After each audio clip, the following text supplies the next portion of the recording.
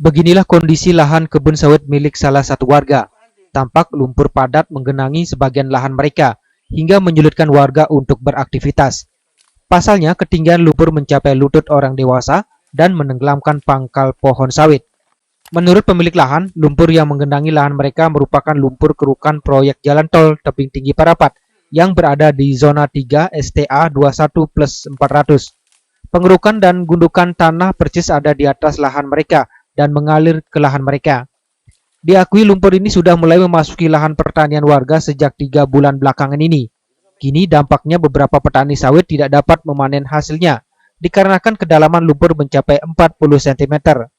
Tak hanya itu, semula sepeda motor bisa memasuki area pertanian, namun saat ini benar-benar putus dan tidak bisa dilalui.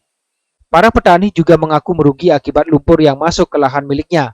Bahkan warga yang terdampak juga sudah menyurati PT Waskita Karya selaku pelaksana proyek di zona 3, namun hingga kini tidak ada balasan. Ini mulai kapan menghampiri ladang abang ini, Bang? Dan dari mana asalnya lumpur ini?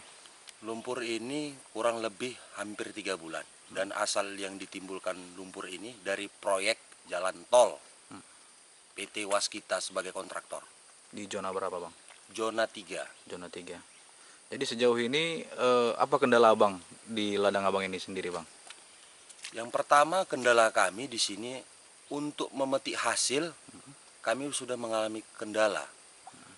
Yang pertama. Yang kedua, untuk membersihkan ladang aja kami pun sudah ada kendalanya. Karena bukan apa-apa, jelasnya yang kami hadapi, jalan aja pun sulit, mana lagi untuk membersihkan. Gitu.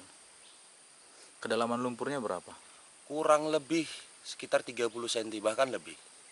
Jadi selama lumpur ini adalah di ladang abang ini, gimana dengan hasil ladang abang ini? Yang jelasnya kami mengalami kerugian. Yang pertama, yang jelasnya satu, biasanya orang panen nggak pala tanya dulu harga nggak dami, sekarang dami lagi.